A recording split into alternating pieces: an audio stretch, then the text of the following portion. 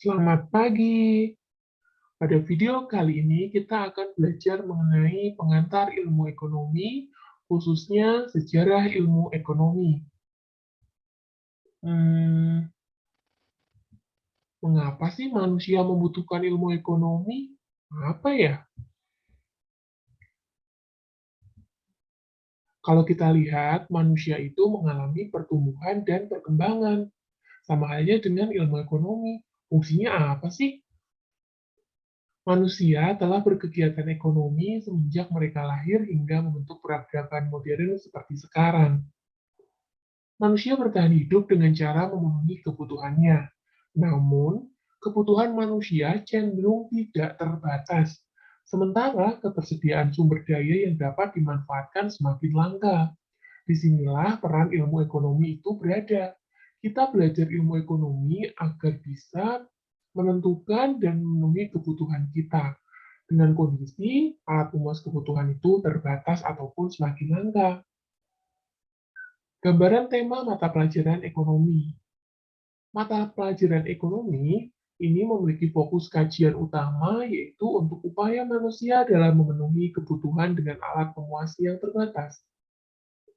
Harapannya dapat memfasilitasi keterampilan atau kecakapan peserta didik agar berpikir dan bertindak ekonomis secara bijaksana sesuai dengan nilai-nilai bangsa Indonesia. Jadi, ilmu ekonomi adalah mempelajari berbagai bentuk aktivitas ekonomi, yaitu segala tindakan untuk memenuhi kebutuhan dengan pertimbangan rasional dan terukur. Yuk kita bahas sejarah ilmu ekonomi. Ada yang tahu buku ini? Ya, buku Adam Smith, The World Nation. Perkembangan ilmu ekonomi ditandai dengan buku yang dikeluarkan oleh seorang filsuf berkebangsaan Skotlandia, Adam Smith, yang membahas ilmu ekonomi secara sistematik dan holistik. Jadi ekonomi itu tidak terpisahkan dalam kehidupan manusia dan menjadi suatu kesatuan utuh yang tak terpisah. Adam Smith menjelaskan beberapa pandangan tentang ilmu ekonomi yang menjadi cikal bakal ilmu ekonomi sebagai cabang ilmu ekonomi yang berdiri sendiri. Dia dikenal sebagai bapak ilmu ekonomi.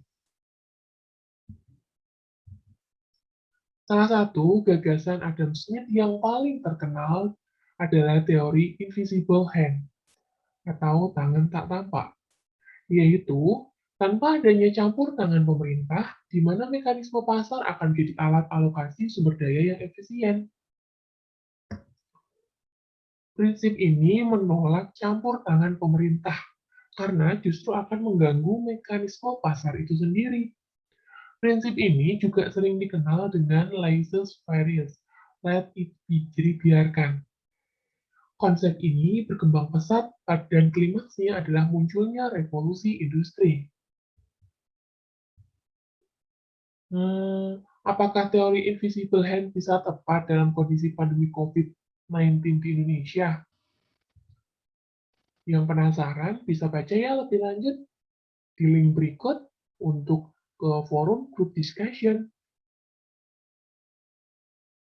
Tapi ya, kalau kita bicara menerapkan teori invisible hand secara pure atau murni, tentunya tidak bisa. Apalagi ya, kondisi kita kalau tidak dicampur tangan pemerintah, otomatis pasar itu akan dikuasai oleh swasta-swasta yang memiliki kekuatan atau power dalam bidang ekonomi yang besar. Jadi, pemerintah tentunya juga harus ikut campur tangan di sini. Tapi lebih lanjut, silakan ya baca materinya dan coba lihat artikel yang sudah kami siapkan. Selanjutnya, sejarah perkembangan peradaban manusia dalam memenuhi kebutuhannya. Kita lihat bagaimana cara manusia dan perkembangannya dari dulu sampai sekarang dalam hal pemenuhan kebutuhan. Yang pertama itu dimulai manusia itu dengan berburu dan meramu untuk memenuhi kebutuhannya. Kemudian berkembang, mereka mulai mengenal dengan sistem cocok tanam dan beternak. Kemudian periode ini terciptalah sistem barter ketika sudah mengenai sistem bercocok tanam dan beternak. Pada periode ini, manusia sudah mengenal sistem barter. Barter adalah sistem tukar-menukar dengan barang. Pada selanjutnya, pada periode setelahnya dikenal adanya periode sistem perdagangan, menemukan satuan alat hitung yaitu uang karena ditemukan beberapa kelemahan dari barter. Yuk kita bahas mengenai penjelasan mengenai barter. Sistem barter. Sistem barter memudahkan manusia untuk mendapatkan suatu barang tanpa harus bersusah payah berburu atau bercocok tanam maupun beternak sendiri. Namun, manusia menyadari sistem barter tidak terdapat satuan ukur yang jelas antara satu barang dengan jasa terhadap barang dan jasa lainnya. Selain itu, kekurangan lain adalah kesulitan dalam mempertemukan orang-orang yang saling membutuhkan dalam waktu yang bersamaan. Ya sulit, karena belum tentu ya orang itu membutuhkan apa yang kita miliki sekarang. Jadi oleh karena itu, sistem barter ini dianggap tidak efektif dalam memenuhi kebutuhan. Nah, berkembanglah dalam sistem perdagangan yang sudah mulai mengenal istilah atau satuan hitung berupa uang. Di sini kita ceritakan sedikit mengenai sejarah uang. Sejarah uang di Indonesia awal mulanya berawal dari barter, yang awalnya tukar-menukar barang. Kemudian uang barang ada commodity money, kemudian ada uang logam, dan sampai sekarang ada uang kertas dan uang logam.